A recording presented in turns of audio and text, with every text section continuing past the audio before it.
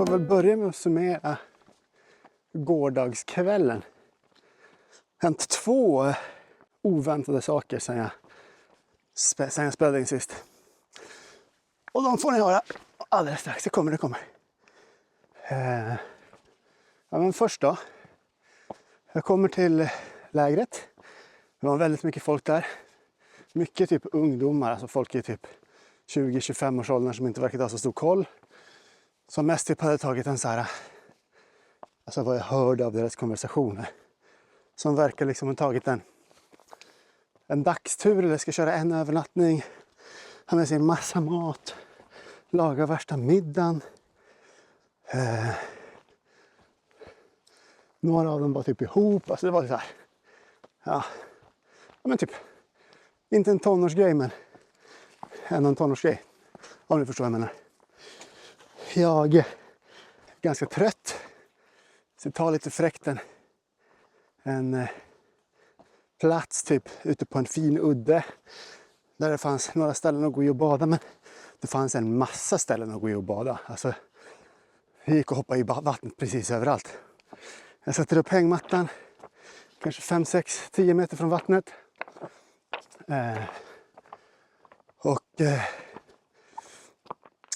Jag hade ju drömt ihop att jag skulle fixa färdigt allting. Ta ett dopp. Och sen liksom när jag var nyduschad och fräsch, eller nybadad och fräsch. Laga mat och sen ligga och mysa i min hängmatta. Men så blev det inte riktigt. Jag hängde upp hängmattan, bara hängmattan, inte resten av grejerna. Så var jag hungrig, så jag käkade min middag och det var svingott. Alltså det var verkligen, wow vad gott det var. Lufttorkad skinka, prästost. Sen hade jag mac and cheese, chili con carne. Det kändes som värsta lyxrestaurangbesöket. Jag njöt verkligen. Men medan jag sitter där och preparerar min mat, tittar ut ur vattnet. Alltså jag kan liksom inte gå någonstans för jag står och lagar min mat. Jag kan inte vända mig om, jag kan inte, ja ni fattar. Då kommer det 2 tjejer. Och så ska de bada precis framför mig. Och jag tänker så, ja men det är alltid kul att se att någonting händer framför en. Och alltså man är ju här för fina utsikter och sånt där. Det är bara trevligt om det finns lite människor att titta på också. Som badar och har det mysigt liksom. Fan, där är det. Men då så visar det sig att de liksom inte har någon baddräkt med sig. Så de hoppar liksom i klorret, eller hoppar i, de fegar sig i. Det är jättelång tid för dem att ta sig i typ vita bomullstrosor och inget annat. Och där sitter jag som någon sorts snusgubbe och försöker njuta av utsikten utan att vara en snusgubbe och titta på dem liksom. Men det är inte så lätt när de håller på att stänka vatten på varandra topless. Och det var mycket oväntad vy. Verkligen någonting man inte förväntar sig att stöta på en vandring. Speciellt inte när man liksom gör vandringen till stor del med syftet att vara själv ute i naturen och njuta av ingenting. Liksom. Det är mer så här, ja men, här skulle jag kunna sätta upp en boplats. Nu har jag inte gått så länge men ja. Och sen så käkade min lilla middag där med bra utsikt. Spännande utsikt, oväntad utsikt i alla fall, jag vet inte vad man ska säga. Och det var liksom en bris som blåste kontant så jag tänkte så här, fan jag behöver inte ens myggnät. Jag behöver inte ens myggnät. Eller tarp, alltså jag behövde inget tak. Men då lagade jag min lilla mat. Sen chillade jag, det var liksom massa folk i närheten som hängde runt. Jag har ju inga badbyxor på mig eller med mig. Eller någon ordentlig handduk så jag tänker att när man är typ på värsta badplatsen där massa folk badar så kanske man inte vill springa runt och visa kuken. Även om det verkar vara en ganska liberal stämning där om man säger så. Ni fattar vad jag menar. Så Jag lagar mat, jag preppar lite mer med mitt läger, jag hänger upp alla grejer på ridgelinen så att de inte ska ligga på backen. Sen märker jag att det blir molnigt när solen har gått ner och det blir väldigt fuktigt. Och det känns som att jag skulle inte alls bli förvånad om det börjar regna lite i natt. Så jag sätter upp tarpen.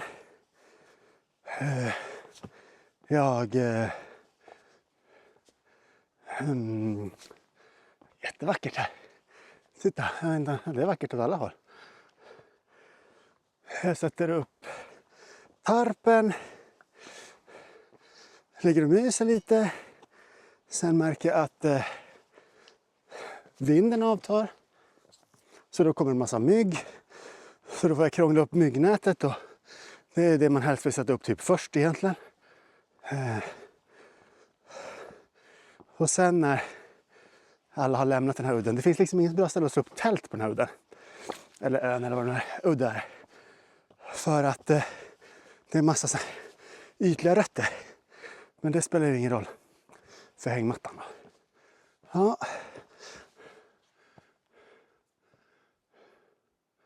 Okej, då ska vi se här. Entré Syd. Det är dit jag ska. Men där finns Lottdalsskrevan. Den ska jag till och ta lite bilder.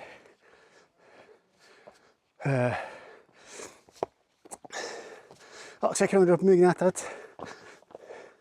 Och sen så när det är så tyst och lugnt och jag ser liksom någon långt bort på andra sidan vattnet som sitter vid en eld och myser. Något gammalt par som, precis som jag hade iakttagit, de här tjejerna som badar topless då.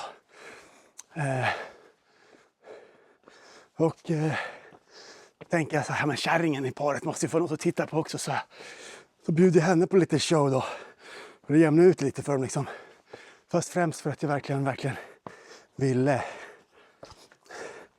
bada. Och tvätta t-shirtarna. Tvätta kallingarna. Hänger dem på tork över natten. Oj, här får man inte gå längre. Det var ju tråkigt. Ska man... Ja, det är klart man ska respektera det. Man ska alltid respektera det som folk sätter upp som villkor. Ja, det är för att det är fallande stenar, säger de. Man kan titta sig den här från två håll. Det finns folk som tittar där från andra hållet. I alla fall. Sen så gick jag och la mig. Och sen sov jag väldigt gott. Och det här känns som en bra plats för det lilla speciella jag ska göra idag. Innan jag berättar om hur min morgon var. Jag har tagit med mig lite San Pedro. Och för er som inte vet vad det är, så är det en kaktus som har någonting i sig som är lite psykedeliskt. Först och främst så blir man liksom... Man känner alla känslor mycket, mycket starkare. Alla intryck blir mycket mer kraftfulla. Och man är ju ute och vandrar för intrycken. Så att jag tänker att... Jag måste bara dubbelkolla så att jag filmar. Så jag tänker att det blir ju kanon att ta sånt på en vandring. Och man brukar väl snacka om typ så här... Antingen så kan man mikrodosera. Då känner man knappt av det. Man känner sig lite öppnare i sinnet bara om man liksom känner efter. Sen så kan man ta en full dos. Och då är det liksom... ja, men då är det typ... man ska helst inte ta så att man kommer till liksom en annan galax. Vilket man också kan göra. I alla fall inte om man är ute på en sån här grej. Men man kan typ ta så att man blir som i en annan värld. Men jag tänkte ta någonstans där mitt emellan. Så att jag kommer känna saker väldigt, väldigt starkt. Väldigt starkt. Men inte så att jag är helt bäng liksom. Så jag kommer ta ungefär en halv dos som man tar när man vill ha liksom en ordentlig upplevelse. Kanske lite mindre till och med. För jag vill mest känna att jag är närmare naturen. Så nära som det bara går. Känna att liksom stenarna talar med mig när jag tar på dem. Känna att vinden får busken att vibrera i mitt tempo. Lite sådana grejer, ni fattar. Och det här är tydligen, eller det är lagligt i Sverige. Men det är inte helt lagligt. Det är ungefär som alkohol. Man kan köpa liksom den här kaktusen på typ Ikea eller blomsteraffären. Torka och käka. Man kan... för fan, jag satte solskyddsfaktor. Och nu när jag svettas så rinner det i munnen. Usch. Man kan... och det är helt lagligt att köpa och äga, äta och påverkad av det. Det som inte är lagligt är att ha någon sorts större odlingar med syfte att sälja före rusningen. Eller typ preparera det så att det blir koncentrerat och så vidare. Så att det är lagligt, men det är inte helt lagligt. Det är ungefär som alkohol. Det är inte som att du får bränna sprit hemma, det är jätteolagligt. Men om vissa speciella säljare under vissa speciella förutsättningar, då är det okej. Så jag ska inte göra någonting olagligt. Men jag får se hur mycket jag känner för att filma. För man kan bli liksom lite avert mot teknologi.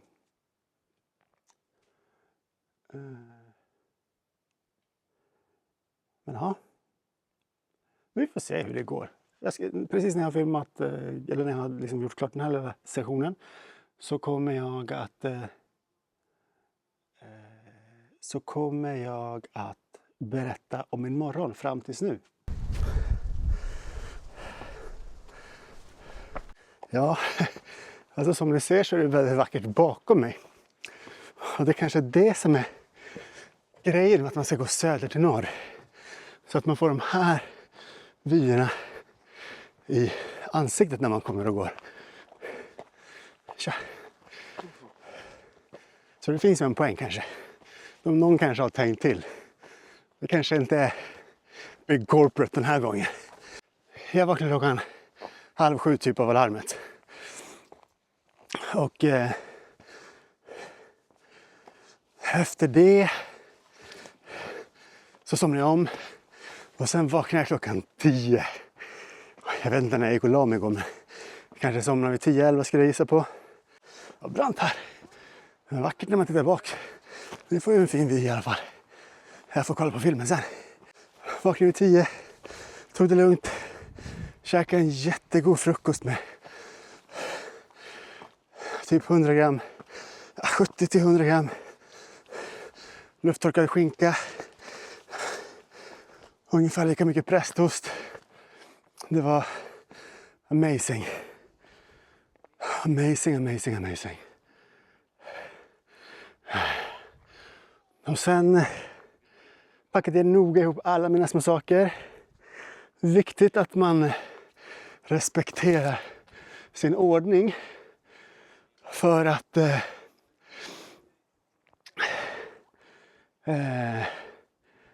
det kan ju vara regnigt när jag kommer fram idag. Jag kan vara tvungen att slå upp läge på ett kaosställe. Jag kan vara jättehungrig, jag kan vara jättetrött. Jag kan vara jätteflummig. Jag kan vara medtagen av San Pedro. Men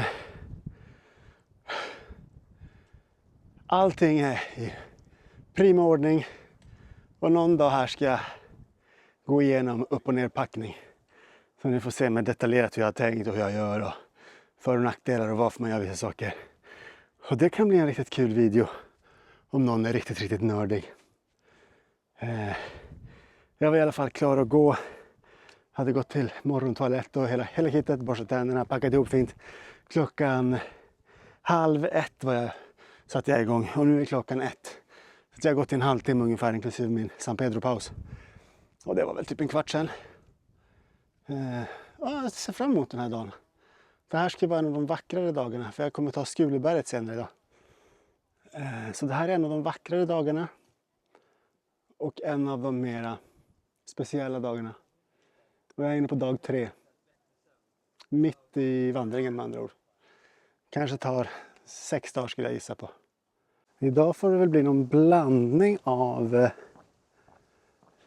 vandringsrapportering och tripprapport liksom. Men nu är det 45 minuter in ungefär. Och Det känns liksom inte något som speciellt överväldigande. Det som jag har lagt märke till är att mina tankar är lite mer samlade. Det kan ju vara bra om man har någonting specifikt som man liksom vill meditera över i ett sånt här läge. Men jag känner inte att jag har det riktigt. Jag har grubblat och funderat en hel del på sista tiden. Men nu tar vi med tripprapport. Tripprapporten. Fan, det är folk hela tiden. Nu kommer någon igen. Men jag skiter i, jag kör på. Jag går av stigen. För hon springer så hon får företräde. Hej. Ja, det som känns, det är att mina tankar är lite mer sorterade. Och fysiskt sett så är min hud mycket mer känslig. Jag liksom, mina shorts här, jag brukar inte tänka på dem så mycket, men nu när de liksom skaver mot knäna eller vad man ska säga, så känner jag liksom exakt precis vart. Och jag känner liksom hur sömmarna, exakt vart sömmarna går och skaver. Och jag känner liksom sömmarna på insidan av låren, och jag känner exakt vart mina kalsonger befinner sig, om de är veckade någonstans. Jag känner liksom exakt vart t-shirten tar i huden och vart den inte gör det. Och liksom, det som man brukar bara känna så här, men här har jag någonting. Jag känner det i detalj nu. Och tyvärr även skorna. Jag känner liksom precis vart skorna skaver lite. Inte någon större fara med mina skoskav eller mina sår på hälarna. Men det är liksom annorlunda på något sätt. Det känns annorlunda. Man ska ju liksom bli mycket mer känslig, så att det känns som att mitt sinne är mer öppet för intryck. Alldeles nyss innan jag började filma så stod jag och släppte förbi någon. Och då fastnade liksom min blick på en liten tall. Och jag stod och tänkte på hur otroligt vacker den där lilla delen av tallen var. Jag fastnade liksom med blicken på den och så här, kände wow. Så vacker den är, och vad fint att jag får dela den här stunden med den liksom. Kanske lite utbroderat, men det var liksom den känslan som jag fick. Jag hade ju aldrig lagt märke till den lilla delen av tallen innan liksom. Eller utan. Och nu så här. Det är som att jag ser varenda trädstam. Och lägger märke till alla detaljer i dem. Och tar in dem, och jag får nästan rysningar över hur fint det är. Liksom att de så här. Att de ser mig också på något sätt. Som att man blir mer ett med naturen liksom. Och samtidigt som min kognitiva förmåga, den är ju på topp. Alltså det är inte som att det här som öppnas trycker undan någonting annat. Jag kan liksom fortfarande så här tänka klart om jag vill det, eller liksom göra avvägningen med vart jag ska sätta fötterna. Nu går jag ju på spång, så nu är det ju inget problem. Men det påverkar inte min kognitiva förmåga. Sen såklart så ska man ju inte köra bil eller göra någonting annat som skulle potentiellt kunna vara dåligt. Men jag har liksom ingen oro för egen del liksom. Det är inte som att jag har tyckt att det var läskigt att gå ner för i bergen där. Sen så kanske det inte har slagit till fullt ut än heller, för att jag har inte ens gått en timme. Men ja. Och det här huset ska väl hålla i sig 10, 15, 20 timmar säger de. Jag har ingen aning. Men det är ju inte ett rus som så att säga påverkar mig negativt på något sätt. Inte som att det skulle vara svårare att slå läger eller ta några beslut. Däremot så är jag väldigt törstig. Hade inte så mycket vatten. Det är snart slut. Jag hoppas att jag ska hitta vatten snart. Jag kanske ska kolla på kartan om det finns ett vattenställe snart. Så vackra träd. Alltså nu har det typ gått 3 minuter sedan jag filmade sist bara. Men jag drack precis en klunk vatten. Och det var otroligt gott. Alltså det var så ofantligt gott. Och det var så här. Det kändes så fint. Och nu var ju det kranvatten som jag har sedan jag fyllde på den här ikan eller vad det var. Så jag är lite orolig för att det ska kännas som att jag ska dricka något mörket vatten här. ökad sensibilitet på gott och ont, får jag väl säga. För att nu går jag och känner liksom i mina muskler vart de är slitna och vart jag liksom eventuellt skulle kunna få kramp. Men jag är inte där än, men jag känner liksom långt i förväg. Så att alla mina små krämpor, de plågar mig inte mer, men jag känner dem mer, om ni förstår vad jag menar. Och samtidigt så känner jag att det finns någonting lite magiskt i den här utmattningen som man känner när man vandrar. Och det här kanske låter som skryt nu, men några dagar eller några gånger i vår och sommar före jobbet så har jag liksom varit ute och sprungit så här 16 till 22-23 kilometer före jobbet. Och nu fick jag liksom en längtan till den känslan. Jag vet inte om man kan så här känna en stark hemlängtan till exempel. Jag kände en stark längtan till att vara på de där sista kilometerna eller precis ha kommit hem och bara hälla i sig proteintryck, mjölk, saft, juice, käka någonting. Känna liksom så här hur energin bara flödar ut i kroppen från att man har varit helt dränerad. Jag kände en stark längtan till det alldeles nyss. Och det tror jag inte bara kommer så där från ingenting. Så det är en ganska skön känsla. Att längta efter någonting som många associerar med någonting väldigt, väldigt jobbigt.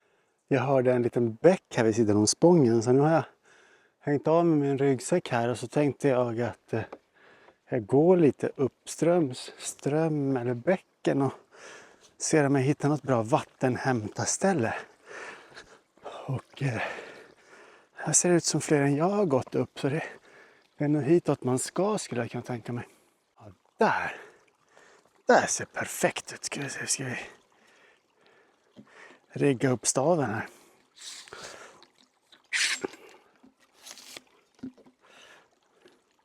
Alltså nu fick ni vara med på hela riggningsprocessen. Så nu smidigt det gick alltså, fy fan. Är det dit jag ska? Ja, men det är nog där jag ska.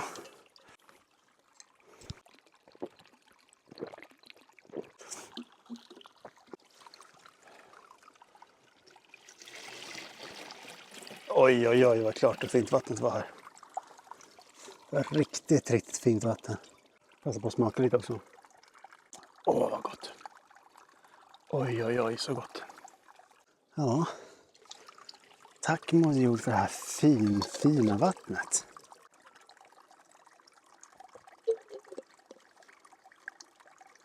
Riktigt, riktigt gott vatten alltså. Nu när jag går här på de här stenarna och rötterna under mina fötter så känner jag liksom värsta tacksamheten till att de finns där. Och det känns som att vi delar någonting. Sen kommer man till en sån här högprocessad trall. Hej! Hej. Sen kommer man till ett sånt här avsnitt där det är trall. Och den känns liksom... Trallen känns ledsen. Den har liksom en gång i tiden varit ett ståtligt träd. Sen har den kapats ner, torkats, klyvts, säkert impregnerats med en massa kemikalier. Och nu ligger den här, frånskild från resten av sig själv. Massa tjocka turister som bara går på den, känner ingenting för den. Ja, lite bekvämt liksom. Tack för att du gör att jag slipper ha så mycket kontakt med naturen. Det som man egentligen borde vara här för liksom. Och jag menar, det är väl inget fel med att det finns trall egentligen. Men om allt annat här har själ så har trallen här blivit av med sin själ. Tyvärr.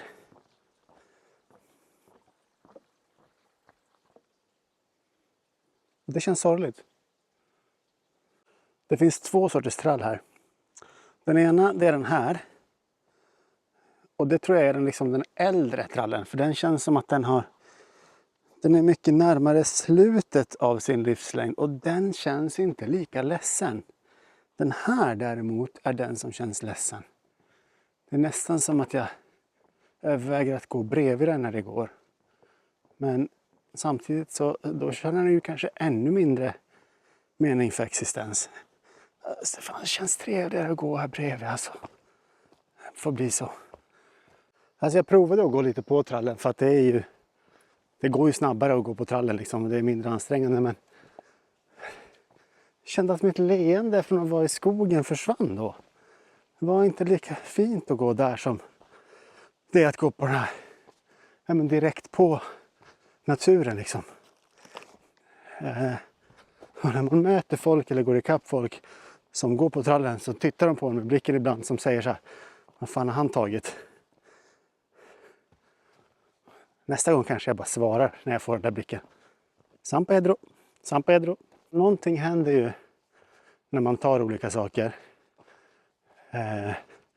Och det är ju såklart olika för olika människor och vad man har tagit. Men så här, kan man säga liksom att jag blir, oj här var det lera, då får det fan bli trall. Förlåt moderjord. Känns inte bra men jag vill inte heller få blöta skor. I alla fall.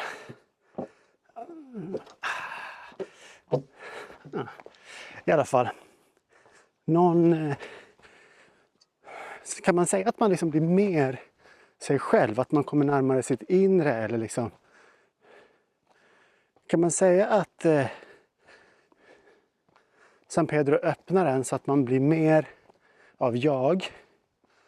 Och jag gick och funderade på det, mediterade på det om man skulle vara lite hippie.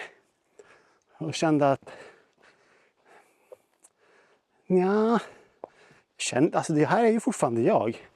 Det är ju mer av någonting av vad som är jag. Men också mindre av någonting annat som är jag. Så att om någonting skulle kunna få en att bli mer av det som är jag, då måste man ju tänka sig att vad som är jag är endimensionellt.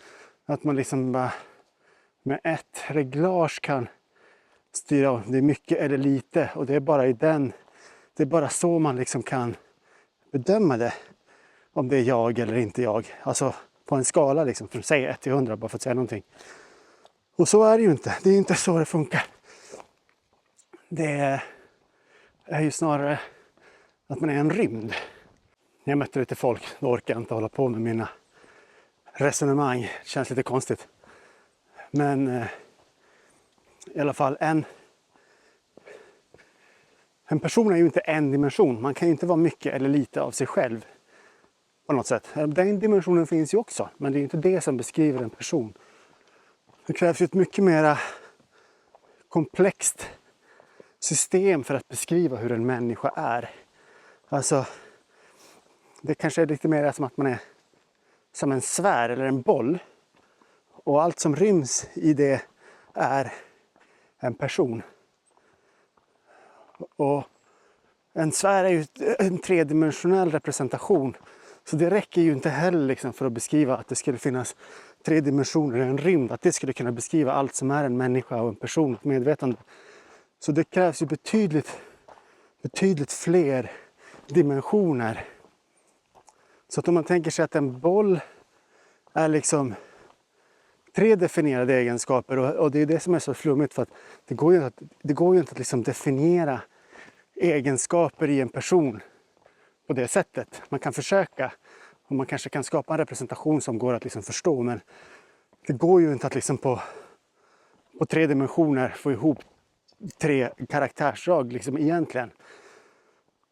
För de 3 skulle då beskrivas linjärt och det går ju inte, så att det är ju nog mer så att ett jättemångdimensionellt system som krävs. Och det ska jag tänka på nu, men jag ska fan inte försöka få in det här i video alltså. Okej, ny tanke. Ska vi se här hur vi formulerar det här på bästa sätt. Nu går jag på trallen.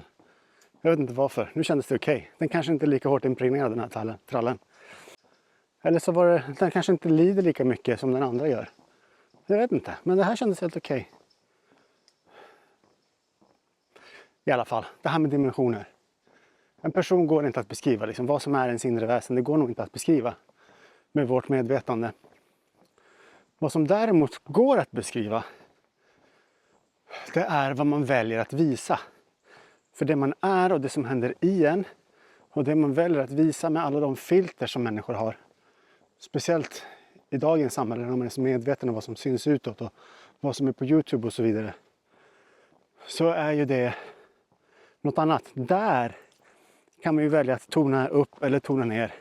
När jag pratar om vad jag vill att ni ska veta om mig eller vad jag vill att en specifik person ska se av mig.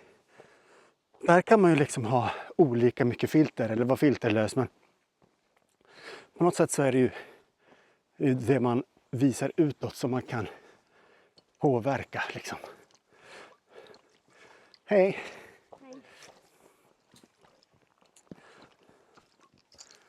Det blir så hoppigt om man ska hålla på stänga av och ta bort kameran hela tiden. Så kommer jag med mina tankar och så kommer jag in på en ny tanke. Men det jag försöker säga är att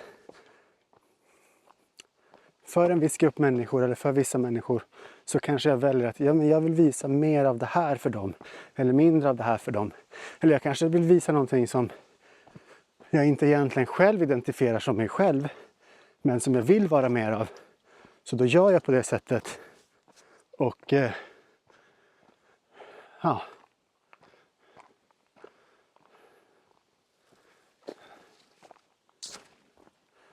Jag tror i alla fall att man kan definiera vad man väljer att framhäva av sig själv. Eller tona ner hos sig själv. Och det kan man sätta dimensioner på. Men vad som ligger bakom och vad man egentligen är. Det är helt omöjligt att sätta dimensioner på. Men man kan försöka, och det är inget fel med att försöka. Att försöka förstå är det viktigaste i alla sammanhang enligt mig. Men det är en sak att göra sitt bästa för att förstå. Och det är en helt annan sak att säga att ja, men jag förstår det här till fullo. Jag vet det här och det här och det här. Jag vet varför den här personen gjorde så här eller tänker så här. Eller, det går inte. Det enda man kan veta det är vad man väljer att visa. Men man kan inte ens veta vem man är. Alltså det sägs ju att om man liksom tar en hel dos av San Pedro så visar Moder Jord i sanningar som inte går att begripa i våran vanliga sinnesvärld. Och jag har ju inte tagit en hel dos på långa vägar. Jag har kanske tagit en tredjedel, max en halv, nej men snarare en tredjedel. Men jag känner liksom alltså mina tankar är mycket öppnare på ett helt annat sätt. Det är inte så att de är helt crazy enligt mig själv. Ni kanske tycker det. Men det är inte så att jag tycker att de är helt crazy. Jag tycker att de känns väldigt rimliga och logiska. På något sätt. Däremot så... Alltså mitt sinne är öppnare. Min känsel för hur jag typ känner vinden mot min hud. Det är någonting helt annat i sättet som jag känner vinden mot min hud. Det är som att den kommunicerar med mig nästan. Och sen alla de här vackra träden. Alltså när jag går förbi dem så... Det är typ som att vi får ögonkontakt. Fast ändå inte. Och hur man liksom ser på hur barken är formad och alla liksom karaktäristiska drag som de här trädstammarna har. Så kan jag tycka mig känna att när jag ser på dem så får vi någon form av kontakt. Och jag ser också liksom någon form av personlighet. Det finns vissa trädstammar som jag tycker känns mycket trevligare än andra. Och de som är mindre trevliga, de har sina anledningar. Men alla de här trädstammarna har någon sorts symbios och kontakt med varandra. Och får liksom lite rysningar av vissa. Och den där fick jag rysningar av. Ja, nu är jag alltså på väg ut här. Och det är en stor parkering. Det är alla de här människorna som man har mött där uppe på väg upp och på väg ner och så vidare. Väldigt mycket utländskt registrerade bilar. Det är ju bra. Alltså säkert bara en tredjedel av alla bilarna här är svenskägade. Så det är ju kul att det drar till sig så mycket turism. Men det märks att många av dem är rätt ovana. Till exempel så hade jag slängt mitt skräp och var på väg att fylla på min vattenflaska. Stod liksom utanför toaletterna. Och de här toaletterna är såna här av mulltoa-sort typ. Och då har man ju liksom en hasp på utsidan och en hasp på insidan. Och så står det en liten försiktig person där och säger, ja men, frågar typ sina föräldrar eller kompisar eller vad de nu var. Ja men hur vet man om det är upptaget? Och då var det liksom, stod de och funderade på det här. Så då förstod jag i efterhand att det lät lite drygt, men jag ville ju bara hjälpa till. Så jag sa, om de är låsta från utsidan så är det förhoppningsvis ingen där inne. Det tyckte jag var lite lustigt av mig sådär, men det tyckte de också som tur var. De tog inte illa upp. Där på slutet så gick jag en hel del på trall faktiskt. Det var som att det var den där sektionen av trallen som var extra ledsen. Sen kändes det faktiskt helt okej. Fanns inget annat alternativ heller i och för sig. Jag mötte något äldre par. Och i god tid så liksom kliver de av trallen och står och väntar på att jag ska gå förbi. Och så säger jag tack så mycket när jag går förbi. Som sig bör, som man alltid gör. Och det märktes att de blev liksom lite... De var inte beredda på att de skulle få ett tack. Så de sken upp och liksom sa så här. Oj, nej, men det var så lite, så självklart. Och jag blev så glad av den här liksom, mänskliga värmen som vi delade i ett ögonblick. Och efteråt när jag gick därifrån så blev jag alldeles varm i hela kroppen. Och det är ju den här kaktusen som för mig närmare allt möjligt. Människor, omvärlden, de jag möter och framförallt mina egna känslor. Jättefint. Sen så kom jag ihåg en dröm som jag hade i natt. Och alltså jag kommer oftast inte ihåg mina drömmar. Men de ligger någonstans där i det undermedvetna. Och precis när jag vaknade så tror jag att jag kom ihåg den. Jag vet inte. Men jag hade en jättefin dröm om...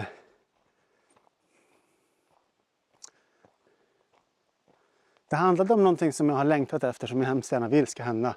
Men det var inte alls på det sättet som jag ville att det skulle hända.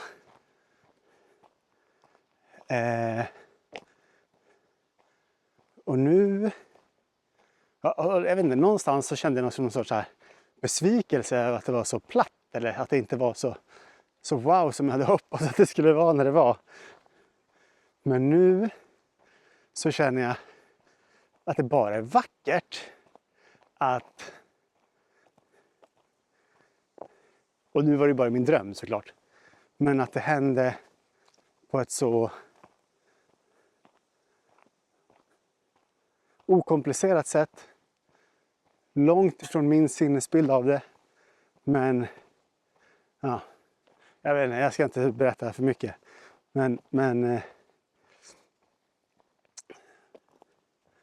liksom den här, ja, skitsamma, ni fattar.